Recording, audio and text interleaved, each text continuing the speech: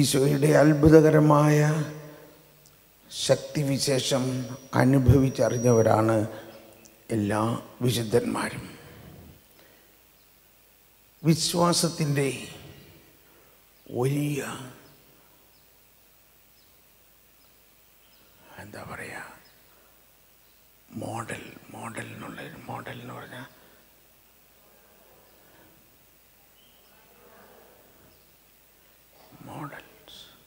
മാതൃക. മാതൃക വിശ്വാസം, യേശുവിലുള്ള വിശ്വാസത്തിൻ്റെ, യേശുവിന് വേണ്ടി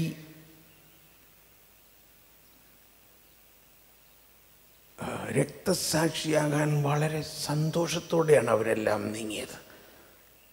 വിശ്വാസത്തിനെ പ്രതി നമ്മളുടെ മനസ്സിലാക്കേണ്ട ഒരു കാര്യം, നമ്മളെല്ലാം വിശ്വസിക്കുന്നവരാണ്. ഇപ്പോൾ ഈ കാലഘട്ടത്തിൽ ഒരുപാട് മതപീഡനങ്ങൾ, പ്രോസിക്യൂഷനെല്ലാം നടക്കുമ്പോൾ അത് കൃത്യമായിട്ടറിയാം നമ്മുടെ വിശ്വാസവും അവരുടെ വിശ്വാസവും തമ്മിൽ. അപ്പം നമ്മൾക്കും അങ്ങനെ ഒരു അവസരം കിട്ടിയാൽ ഒരിക്കലും നമ്മൾ വിട്ടുകൊടുക്കില്ല എന്ന് പറഞ്ഞാൽ, ഇപ്പോൾ ക്രിസ്തുവിലുള്ള വിശ്വാസത്തെ പ്രതി ഒരാൾ നമ്മളെ കഴുത്ത് വെട്ടാൻ വരികയാണ്. അപ്പോഴാണ് വിശ്വാസം ശരിക്കും മനസ്സിലാക്കുക, നമ്മുടെ ഉള്ളിലുള്ള വിശ്വാസം എത്രത്തോളം ഉണ്ട്.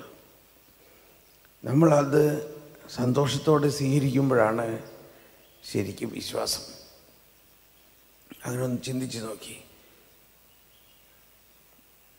തീർച്ചയായിട്ടും നമ്മൾ സന്തോഷത്തോടെ സ്വീകരിക്കും. കാരണം നമ്മുടെ ജീവിതത്തിൻ്റെ ഉറവിടം ക്രിസ്തുവാണ്. ക്രിസ്തു അറിയാതെ നമുക്കൊന്നും സംഭവിക്കില്ല. നമ്മളവിടെ വീട്ടുകാരെക്കുറിച്ചോ നമ്മളെക്കുറിച്ചോ തന്നെ ചിന്തിക്കുകയാണെങ്കിൽ അതിൻ്റെ അർത്ഥം നമ്മുടെ വിശ്വാസം വളർന്നിട്ടില്ല എന്നാണ് അർത്ഥം, ഇല്ലേ? നമ്മുടെ വിശ്വാസത്തിൻ്റെ ഒരു രഹസ്യം ഇതാണ്. ഒരു ഡെമോക്രാറ്റിക് പാർട്ടി മാതിരി അല്ല നമ്മുടെ വിശ്വാസം. അങ്ങനെ കുറേ ആളുകളുടെ കുറേ തത്വചിന്തയിൽ നിന്നുണ്ടായതല്ല ഈ വിശ്വാസം. ഈ വിശ്വാസം എങ്ങനെ ഉണ്ടായതാണ്? ഈശോ ഇതാ നോക്കൂ, കുരിശിലേക്ക്. ഈശോ കുരിശിൽ അർപ്പിച്ച ബലിയിൽ ഒഴുകിയ ആ രക്തത്തിൽ നിന്ന് മുളച്ചതാണ് ഈ വിശ്വാസം. അതോടൊപ്പം അനേകം രക്തസാക്ഷികളുടെ ചുടുനിണമേകി വളർന്നതാണ് ഈ വിശ്വാസം. ആ രക്തസാക്ഷികളുടെ ചുടുനിണത്താൽ പരിപോഷിപ്പിക്കപ്പെട്ട വിശ്വാസം എന്തെങ്കിലും അന്ധകാരമുണ്ടായാലും തകരുമോ? ഒരിക്കലുമില്ല.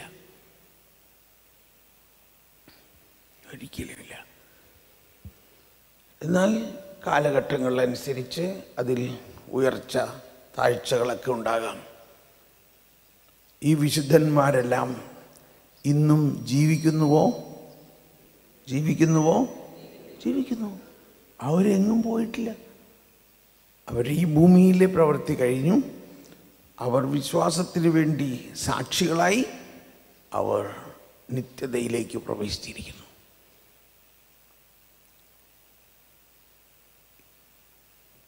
പ്രത്യേകിച്ച് അപ്പസ്തോലിക വിശ്വാസമാണ് നമുക്കുള്ളത്. അപ്പസ്തോലന്മാർ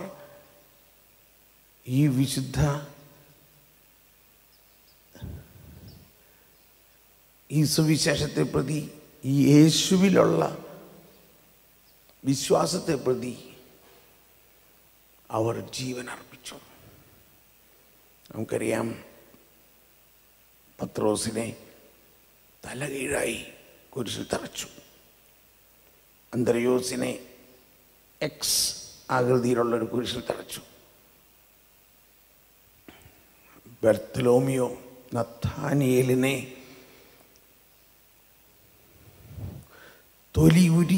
ജീവനോടെ തൊലി ഉരിഞ്ഞ് തിളയ്ക്കുന്ന എണ്ണയിൽ മുക്കി. മത്തായിയെ ഒരു മരത്തിൽ കെട്ടിയിട്ട് വിറക് കൊടുത്ത് തീയിട്ടു. ഇങ്ങനെ ഓരോ അപ്പസ്തോലന്മാരും ക്രിസ്തുവിലുള്ള വിശ്വാസത്തെ പ്രതി അനേകർ വെല്ലുവിളിച്ചു, നീ ഈ വിശ്വാസം വിടുകയാണെങ്കിൽ നീ ജീവിക്കും, അല്ലെങ്കിൽ ഇപ്പോൾ നീ മരിക്കും.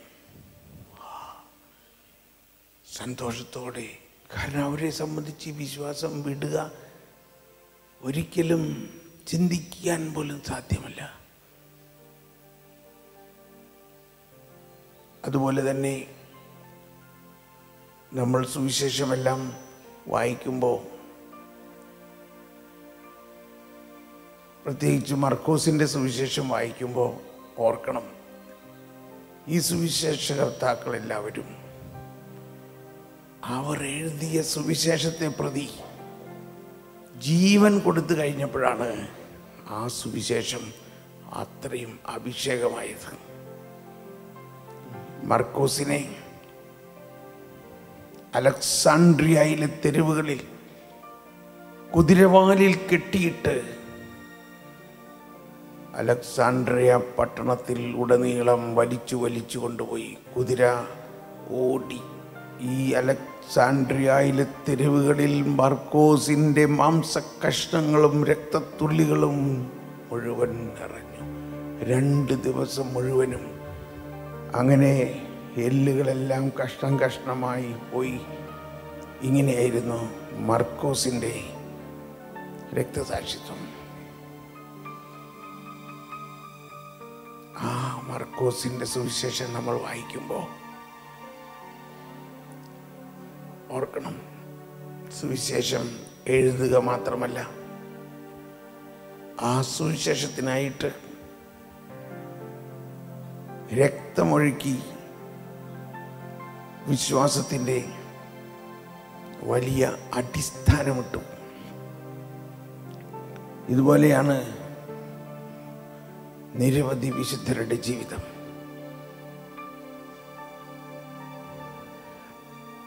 ഈ എല്ലാ വിശുദ്ധരുടെയും മുന്നോടിയായിട്ടാണ് പരിശുദ്ധ അമ്മ,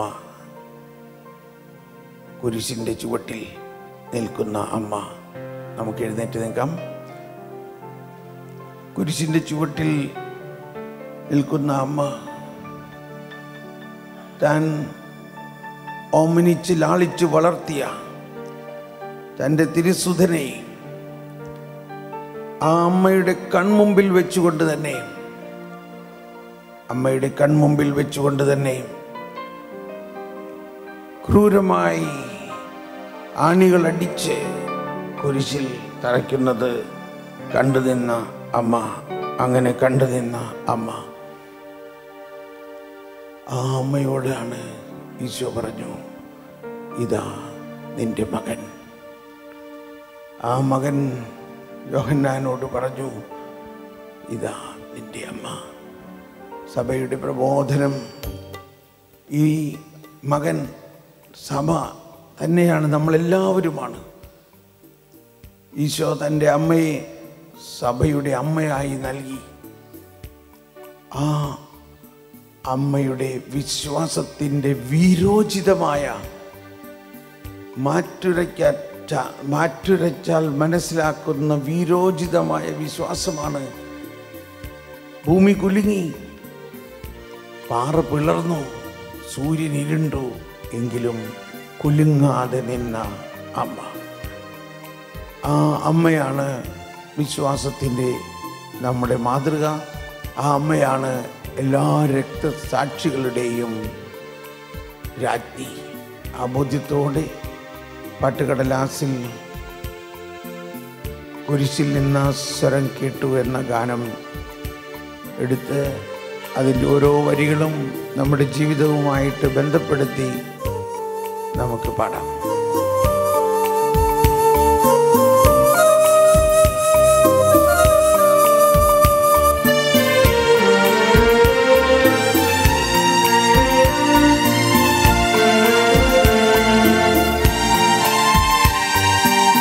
കുരിശിൽ നിന്നു ഞാനീ സ്വരം കേട്ടു,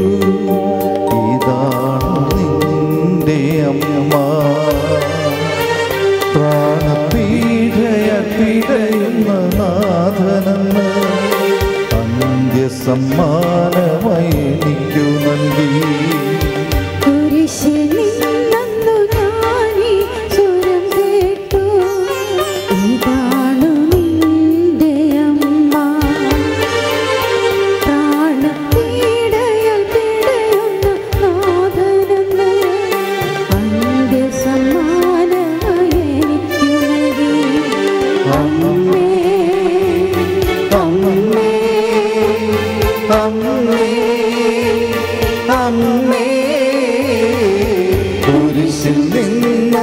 ഞാനീ സ്വരം കേട്ടു, ഇതാണ് നിന്റെ അമ്മ. പ്രാണപീഠയാൽ പിടയുന്ന നാഥനെന്ന് അന്ത്യസമ്മാനമായി എനിക്കു നൽകി.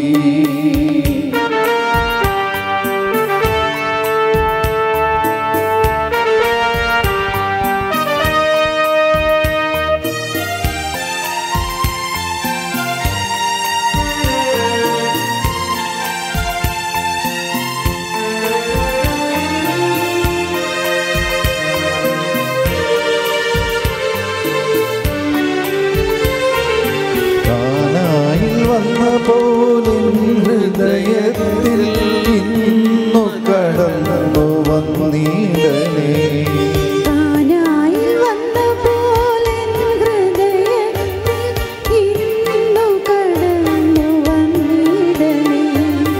അവരുടെ വീഞ്ഞ് തീർന്നു പോയി എന്ന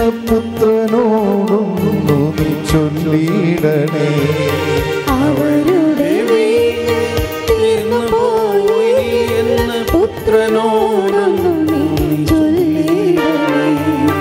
അമ്മേ അമ്മേ അമ്മേ അമ്മേ കുരിശിൽ നിന്നു ഞാനീ സ്വരം കേട്ടു, ഇതാണ് നിന്റെ അമ്മ. പ്രാണപീഠയാൽ പിടയുന്ന നാഥനെന്ന് അന്ത്യസമ്മാനമായി എനിക്കു നൽകി.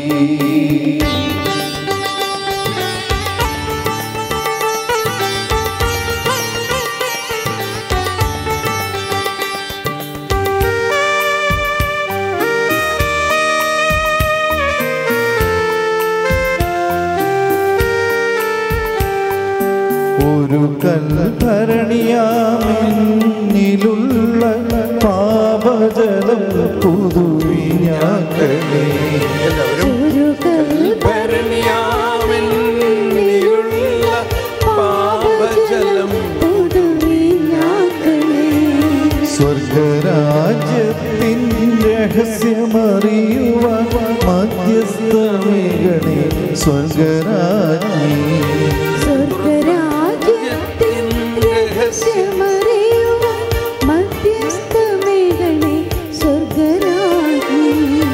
അമ്മേ അമ്മേ അമ്മേ അമ്മേ കുരിശിൽ നിന്നു ഞാനീ സ്വരം കേട്ടു, ഇതാണ് നിന്റെ അമ്മ.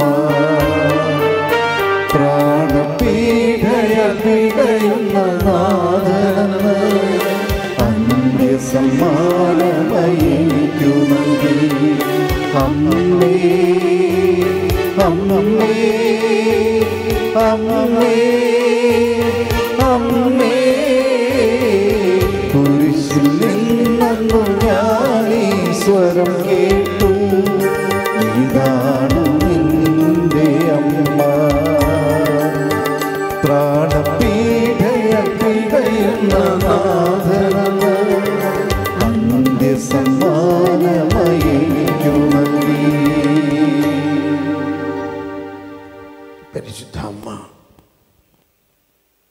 പരിശുദ്ധ അമ്മയാണ് ഈശോയുടെ ഉത്ഥാനത്തിൻ്റെ മുഴുവൻ അനുഭവവും ലഭിച്ചുകൊണ്ട് ജന്മപാപമില്ലാതെ ജനിച്ച് ആ അമ്മ ഈശോയുടെ ഉത്ഥാനത്തിൻ്റെ അനുഭവം മുഴുവനും ലഭിച്ച് ഈശോ സ്വർഗാരോഹണം ചെയ്ത പോലെ തന്നെ ശരീരത്തോടെ സ്വർഗത്തിലേക്ക് എടുക്കപ്പെട്ടു. ഇത് മനുഷ്യവംശം മുഴുവനും ഈ പുതിയ ഹവ്വായുടെ അവസ്ഥയിലേക്ക് പ്രവേശിക്കും. മനുഷ്യവംശം മുഴുവനും ശരീരത്തോടെ സ്വർഗത്തിൽ ചെല്ലും. മനുഷ്യവംശം മുഴുവനും അന്ത്യദിനത്തിൽ ശരീരം ഉയർപ്പിക്കപ്പെട്ട അവസ്ഥയിലേക്ക് വരുന്നതിൻ്റെ ഒരു മുന്നോടിയായിട്ടാണ് മാതാവ് സ്വർഗത്തിൽ. സകല വിശുദ്ധന്മാരുടെയും ലുത്തിനിയെ നമ്മൾ ചൊല്ലി പ്രാർത്ഥിക്കുമ്പോൾ മറ്റെല്ലാ വിശുദ്ധന്മാരും മരിച്ചു. അവരുടെ ആത്മാവ് ദൈവത്തിൽ. മാത്രമല്ല, അവർ അതിശക്തമായി ഇപ്പോഴും പ്രവർത്തിച്ചു കൊണ്ടിരിക്കുന്നു.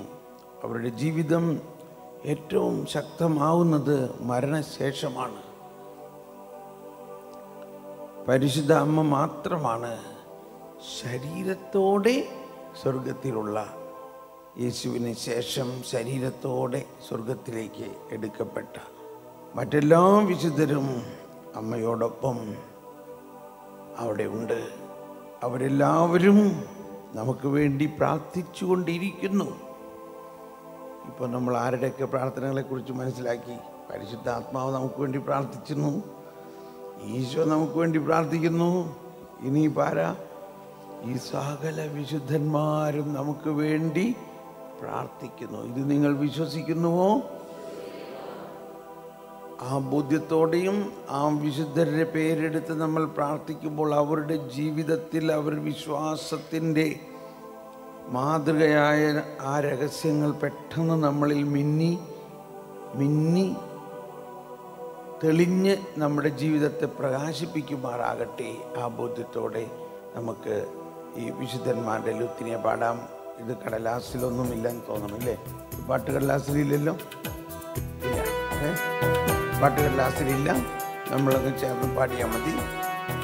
കടലാസെല്ലാം മാറ്റി വെച്ചിട്ട് ഹൃദയം തുറന്ന്, ഇവരെല്ലാവരും നമ്മുടെ ചേട്ടന്മാരും ചേച്ചിമാരാണ്, അവരെല്ലാവരും നമ്മളുടെ സഹോദരന്മാരാണ്, നമ്മളോടൊപ്പമുണ്ട് എന്ന ബോധ്യത്തിൽ നമുക്ക് വലിയ സന്തോഷത്തോടെ ആനന്ദത്തോടെ ഹൃദയത്തിൽ നിറവോടെ പാടാം.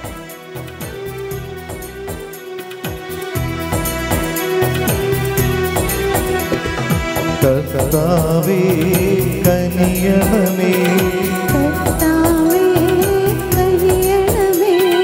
മിശിഹായേ കനിയണമേ, റൂഹായേ കനിയണമേ, ത്രിയേക ദൈവമേ കനിയണമേ, പരിശുദ്ധ മാലാഖമാരേ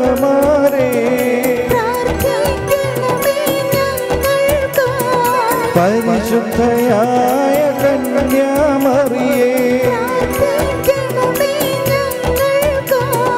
വിശുദ്ധനായ യൗസേപ്പേ വിശുദ്ധനായ മത്തായി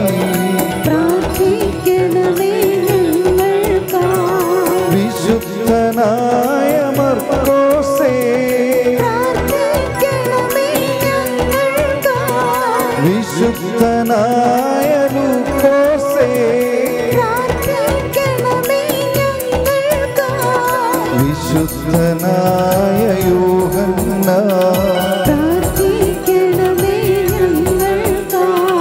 വിശുദ്ധനായ പൗലോസേ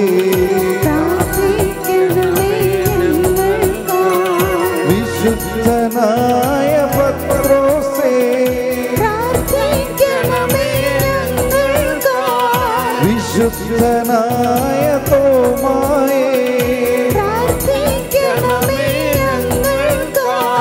വിശുദ്ധനായ യാക്കോബേ വിശുദ്ധനായ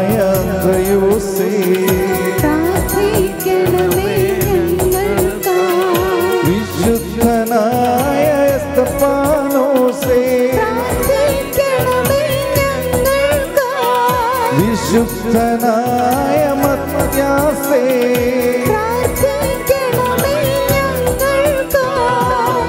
വിശുദ്ധനായ പാദ്രി പിയോ വിശുദ്ധനായ മരിയ വിയാനി വിശുദ്ധനായ ഭക്തേ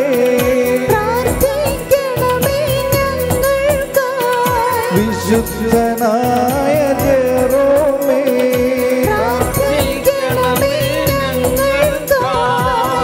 വിശുദ്ധനായ ഡോൺ ബോസ്കോ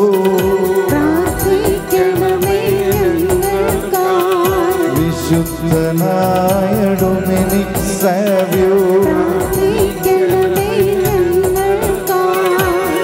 വിശുദ്ധനായ അന്തോണീസേ വിശുദ്ധനായ അഗസ്തീനോസേ വിശുദ്ധനായ ഫ്രാൻസിസ് സേവ്യർ വിശുദ്ധനായ ഫ്രാൻസിസ് അസീസി വിശുദ്ധനായ ഗീവർഗീസേ വിശുദ്ധനായ കുര്യാക്കോസേ വിശുദ്ധയായ മറിയം ത്രേസ്യ വിശുദ്ധയായ യൂഫ്രാസ്യ വിശുദ്ധയായ അൽഫോൻസായേ വിശുദ്ധയായ ക്ലാരയേ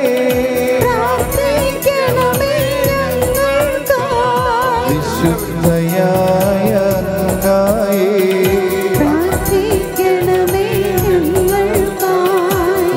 വിശുദ്ധയായ വേറോനിക്ക വിശുദ്ധയായ മരിയ ഗൊരേത്തി വിശുദ്ധയായ ബർണാഡേറ്റ വിശുദ്ധയായ കൊച്ചു ത്രേസ്യ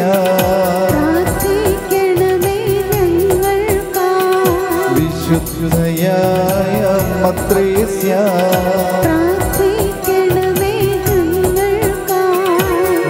വിശുദ്ധയായ സിസിലിയ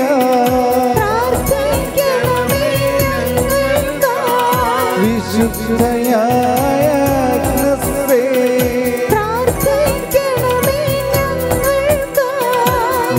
വിശുദ്ധയായ റീതായേ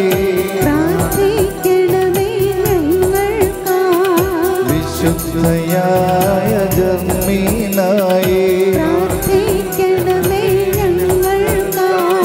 സകല വിശുദ്ധന്മാരേ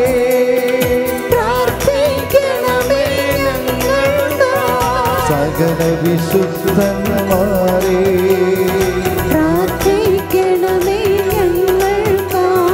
സകല വിശുദ്ധന്മാരേ കൈയടിച്ച് പാടാം.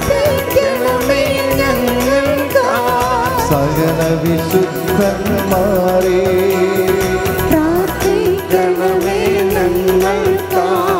സകല വിശുദ്ധന്മാരേ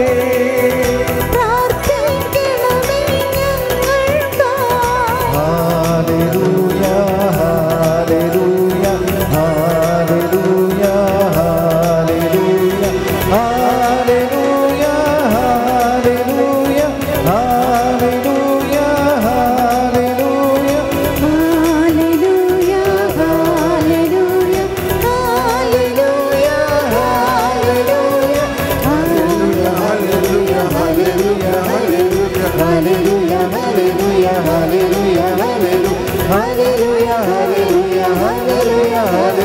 hallelujah, hallelujah, hallelujah, hallelujah.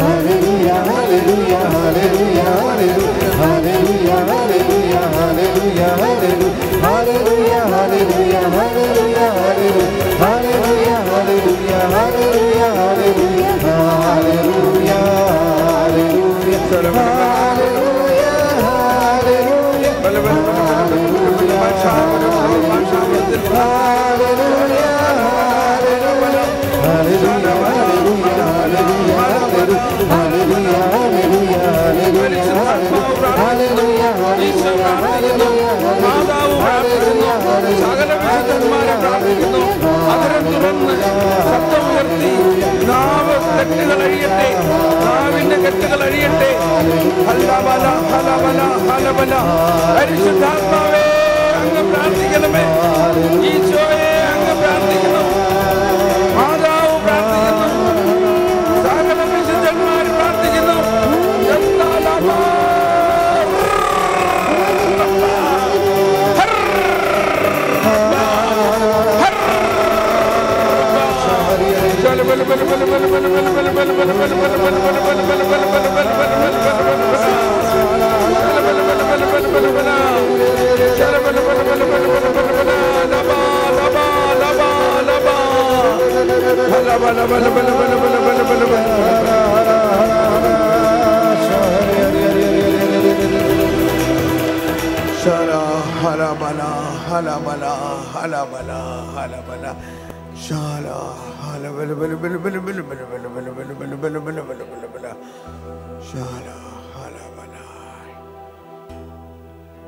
നമ്മൾ ഇവിടെ വെച്ച് തന്നെ സ്വർഗത്തിലാണ്. സ്വർഗം എന്നത് ത്രിത്വൈക ദൈവവുമായുള്ള ആ സഹവാസം, ആ സഹവാസത്തിലേക്കാണ് നമ്മളെ വിളിക്കപ്പെട്ടിരിക്കുന്നതും. ആ സഹവാസത്തിൻ്റെ അനുഭവത്തിലാണ് നമ്മളിപ്പോൾ. സ്വർഗം ഇനി കിട്ടാൻ പോണ ഒരു കാര്യമാണെന്നാണ് നമ്മളെപ്പോഴും വിചാരിക്കുന്നത്. പക്ഷെ ഇപ്പം നമ്മൾ മനസ്സിലാക്കണം, വിശ്വസിക്കണം, സ്വർഗം നമുക്ക് കിട്ടിക്കഴിഞ്ഞിരിക്കുന്നു. എന്നാൽ അതിൻ്റെ പൂർണ്ണതയിലേക്കുള്ള പ്രവേശനമാണ് നമ്മുടെ വിശുദ്ധീകരണത്തിലൂടെയും നീതീകരണത്തിലൂടെയും മഹത്വീകരണത്തിലൂടെയും അതിനുശേഷം നമ്മുടെ മരണാനന്ത ജീവിതത്തിൽ നിത്യതയിലേക്ക് നമ്മൾ നീങ്ങുന്നത്. നമ്മളിവിടെ വെച്ച് തന്നെ ദൈവഭവനത്തിലെ അംഗങ്ങളും വിശുദ്ധരുടെ സഹപൗരരുമാണ്. ഈ ബോധ്യത്തോടെ ഈശോ തന്നെ എന്നും പാടിയിരുന്നൊരു സങ്കീർത്തനമാണ് കർത്താവാണെൻ്റെ ഇടയൻ. ഇസ്രായേൽ ജനത്തിന് ഹരമായിരുന്നു ഈ സങ്കീർത്തനം പാടുക. കാരണം അവരധികം പേരും ഇടയന്മാർ തന്നെയായിരുന്നു. ഒരു 4 ആടുണ്ടെങ്കിൽ ഇടയനായി ഇല്ലേ? ഇടയനും ആടും എന്ന പ്രതീകം സുവിശേഷത്തിലെ ഏറ്റവും പ്രധാനപ്പെട്ട പ്രതീകവും ദൈവാത്മാവ് മനുഷ്യരെ നയിക്കുന്ന അതിൻ്റെ പ്രതീകവും. നമ്മൾ ആടുകളാണ്. ആടുകൾ ഇടയൻ്റെ ശബ്ദം കേട്ട്, ഇടയൻ്റെ ശബ്ദം എങ്ങനെയാണെന്നറിയോ? ഇടയന്മാർ ഇങ്ങനെ ആടുകളെ കൂട്ടിലാക്കിയിട്ട് അല്ലെങ്കിൽ അവർ ഗുഹയിലാക്കിയിട്ട് രാവിലെ എണീറ്റ് കഴിഞ്ഞാൽ അവരൊരു ശബ്ദം ഉണ്ടാക്കും. ആ ശബ്ദം കേട്ടാൽ അവരുടെ ആടുകൾ ഉടനെ വരും. ഇതൊരു ഇടയൻ്റെ ശബ്ദമാണ്. ഈ ശബ്ദം കേട്ടാൽ ഉടനെ ആ ആടുകളെല്ലാം ആ ഇടയൻ്റെ കൂടെ വരും. പിന്നെ ഈ ഇടയൻ്റെ ശബ്ദം അവർ ശ്രദ്ധിച്ചുകൊണ്ടിരിക്കുകയാണ്. ഇതാണ് ക്രിസ്തീയ ജീവിതത്തിൻ്റെ മാതൃക. ഇടയൻ്റെ ശബ്ദം കേൾക്കുക. ആ ഇടയൻ്റെ ശബ്ദമാണ് ദൈവവചനം. ആ ഇടയൻ്റെ ശബ്ദമാണ് പരിശുദ്ധാത്മാവിൻ്റെ പ്രചോദനങ്ങൾ. അതാണ് അത് ദൈവവചനത്തിലൂടെയും നേരിട്ട് നമ്മുടെ ഹൃദയത്തിലും കേൾക്കാം. നമ്മൾ ഇന്നലെ മനസ്സിലാക്കി, ഈ സങ്കീർത്തനത്തിൽ മുഴുവനും ഉള്ള കഥാപാത്രം കർത്താവ് ഈശോ മിശിഹ തന്നെയാണ്. ഈശോ പറഞ്ഞു, ഈ സങ്കീർത്തനത്തിൻ്റെ ആയിട്ടാണ് ഈശോ യോഹന്നാൻ്റെ സുവിശേഷം 10-ാം അധ്യായത്തിൽ പറഞ്ഞത്, ഞാനാണ് ആടുകളുടെ ഇടയൻ. എൻ്റെ ശബ്ദം കേട്ട് എൻ്റെ ആടുകൾ എൻ്റെ പിന്നാലെ വരുന്നു. എൻ്റെ ആടുകളെ എന്നിൽ നിന്നകറ്റാൻ ഒരു ശക്തിക്കും സാധ്യമല്ല.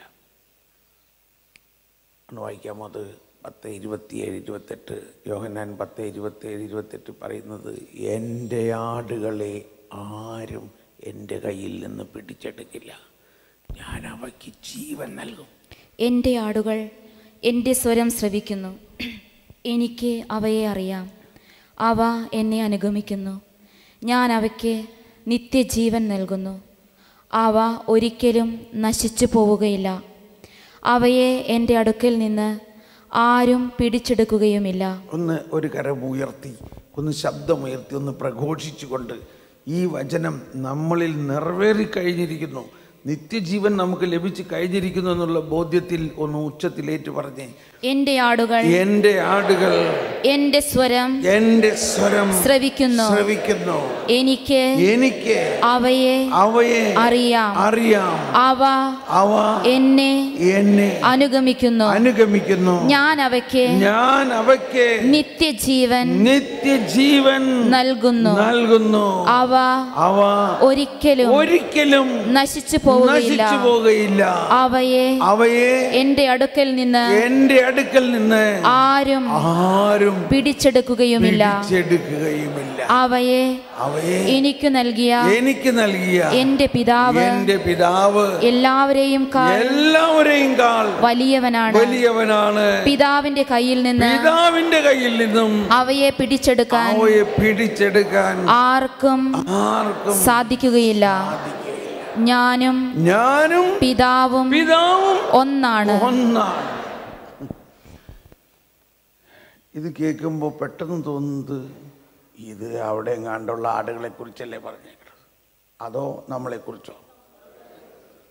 എത്ര പേര് വിശ്വസിക്കുന്നു ഇത് നമ്മളെക്കുറിച്ചാണ്, നമ്മൾ ഓരോരുത്തരെ കുറിച്ചാണ് പറഞ്ഞിരിക്കുന്നവർ? വിശ്വസിക്കുന്നവർ മാത്രം കൈ ഉയർത്തുക.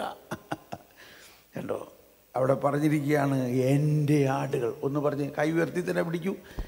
എൻ്റെ ആടുകൾ, എൻ്റെ സ്വരം. നമ്മളാ ഇടയനായ യേശുവിൻ്റെ ആടുകളാണോ? ആയി കഴിഞ്ഞോ? അതോ ഇനി ആകാനിരിക്കുന്ന സംഭവമാണോ? ആണോ? എൻ്റെ ആടുകൾ, കമോൺ, എൻ്റെ ആടുകൾ എൻ്റെ സ്വരം ശ്രവിക്കുന്നു, എനിക്ക് അവയെ അറിയാം. കണ്ടിന്യൂ. അവ എന്നെ അനുഗമിക്കുന്നു, ഞാൻ അവയ്ക്ക് നിത്യജീവൻ നൽകുന്നു. വെയിറ്റ്, നിങ്ങൾക്ക് അപ്പോൾ ലഭിച്ചു കഴിഞ്ഞോ? നിത്യജീവൻ കഴിഞ്ഞോ? എന്തുകൊണ്ട്? നമ്മൾ അവനിൽ വിശ്വസിക്കുന്നു, നമ്മൾ അവനിൽ ജ്ഞാനം സ്വീകരിച്ചിരിക്കുന്നു, നമ്മൾ അവനിൽ സ്ഥിരീകരണ സംസ്കാരം എന്ന് പറഞ്ഞാൽ സ്ഥൈര്യലേപനം സ്വീകരിച്ചിരിക്കുന്നു. നമ്മൾ അവൻ്റെ ഏറ്റവും വലിയ കൂദാശയായ വിശുദ്ധ കുർബാന, ആ വിശുദ്ധ കുർബാന സ്വീകരിക്കുമ്പോൾ എന്ത് പറഞ്ഞിട്ടാണ് സ്വീകരിക്കുന്നത്? കർത്താവ് ഈശോ മിശിഹായുടെ ശരീരവും രക്തവും നിങ്ങളുടെ പാപങ്ങളുടെ മോചനത്തിനും നിത്യജീവനുമായി നൽകപ്പെടുന്നു. എൻ്റെ ശരീരം ഭക്ഷിക്കും, എൻ്റെ രക്തം പാനം ചെയ്യും, മാനവനെന്നിൽ നിവസിക്കും, അവനിൽ ഞാനും നിശ്ചയമാ, വിധിയിൽ വീഴാതവനെ ഞാൻ അന്തിമ ദിവസമുയർപ്പിക്കും, നിത്യായുസ്സവരേകും ഞാൻ, ഏവം നാഥനരുൾ ചെയ്തു. അപ്പോൾ ഈശോയുടെ ശരീരവും രക്തവും സ്വീകരിക്കുകയും ആ വിശുദ്ധ ബലിയിൽ പങ്കുചേരുകയും കൂടി ചെയ്തു കഴിഞ്ഞപ്പോൾ ഈ നിത്യായുസ് നമുക്ക് ഗ്യാരണ്ടി ആണോ? നിശ്ചയമായി. എന്താണ് പറയുന്നത്? നിശ്ചയമായിട്ട് യാതൊരു സംശയത്തിനും വകവയ്ക്കണ്ട. എൻ്റെ ശരീരം ഭക്ഷിക്കുക, എൻ്റെ രക്തം പാനം ചെയ്യുന്നതിലും ഞാൻ നിവസിക്കും. നിശ്ചയമായി അവൻ എൻ്റെ കൂടെയാണ്. നമുക്ക് വിശ്വാസത്തിലുണ്ടായിരിക്കേണ്ട ഒരു ഉയർച്ച ഇതാണ്. ഇതെല്ലാം സംഭവിച്ച് കഴിഞ്ഞിരിക്കുന്നു. ഞാൻ ആൽഫായും ഒമേഗായുമാകുന്നു. ഇതെല്ലാം സംഭവിച്ച് കഴിഞ്ഞിരിക്കുന്നു. പക്ഷെ നമ്മളിപ്പോഴും ഏതാണ്ട് ഇതിനൊക്കെ ഞാൻ യോഗ്യനാണോ എന്നുള്ള ഒരു എളിമ കൊണ്ടായിരിക്കാം, അല്ലെങ്കിൽ മുഴുവനും അറിയാത്തത് കൊണ്ടായിരിക്കാം. നമുക്ക് ഈ സങ്കീർത്തനം പാടുമ്പോൾ, എനിക്ക് ഈ സങ്കീർത്തനം പാടുമ്പോൾ എല്ലാം ഉള്ള ചിന്ത 3 കാര്യങ്ങൾ നമ്മൾ ചിന്തിക്കണം എന്ന് പറഞ്ഞു. ഒന്ന്, പരിശുദ്ധാത്മാവ് ഈശോയ്ക്ക് 1000 വർഷങ്ങൾക്ക് മുമ്പ് എഴുതിയ സങ്കീർത്തനമാണത്. ഇതിലെ വിഷയം മുഴുവനും രക്ഷാകര രഹസ്യമാണ്. ഇതിലെ കഥാപാത്രം, ഇതിലെ പ്രധാന കഥാനായകൻ കർത്താവ് ഈശോ മിശിഹായാണ്. ആ ഈശോ മിശിഹ തന്നെ ജീവിതത്തിൽ എല്ലാ ദിവസവും ഇത് പാടിയിരുന്നതാണ്. ആ ഈശോ മിശിഹായുടെ ജീവിതം ആടുകൾക്ക് വേണ്ടി അർപ്പിച്ചു കഴിഞ്ഞിരുന്നതാണ്. ആ ആടുകൾ ഇന്ന് ആ ഈശോ മിശിഹായാവുന്ന ഇടയനെയും ഉള്ളിൽ വെച്ചുകൊണ്ട് ഇപ്പോൾ പാടാൻ പോവുകയാണ്. ഇത്രയും ഓർത്തുകൊണ്ട്, ഈശോയോടൊപ്പമാണ് നമ്മളിത് പാടുന്നതെന്ന് ഓർത്തുകൊണ്ട്, ഇത് പാട്ട് കടലാസിലില്ല, ബൈബിൾ തുറന്ന് നോക്കി നമുക്ക് പാടാവുന്നതാണ്. മിക്കവാറും എല്ലാവർക്കും ഇത് കാണാപ്പാഠം അറിയണം. ഈ ധ്യാനം കഴിഞ്ഞ് പോകുമ്പോൾ നിങ്ങളുടെ ഉള്ളിലൊരു മൂളിപ്പാട്ടായിട്ട് വേറെ ഒരു പാട്ട്, ഈ പാട്ടൊരു മൂളിപ്പാട്ടായിട്ട് വരും. എന്തായിരിക്കും? എൻ്റെ അകത്ത് എപ്പോഴും ഇതൊരു മൂളിപ്പാട്ടായിട്ട് വരുന്നത് ഇങ്ങനെയാണ്: പച്ചയായ പുൽത്തകിടിയിൽ, പച്ചയായ പുൽത്തകിടിയിൽ, പച്ചയായ പുൽത്തകിടിയിൽ അവിടുന്ന് എനിക്ക് വിശ്രമമരുളുന്നു.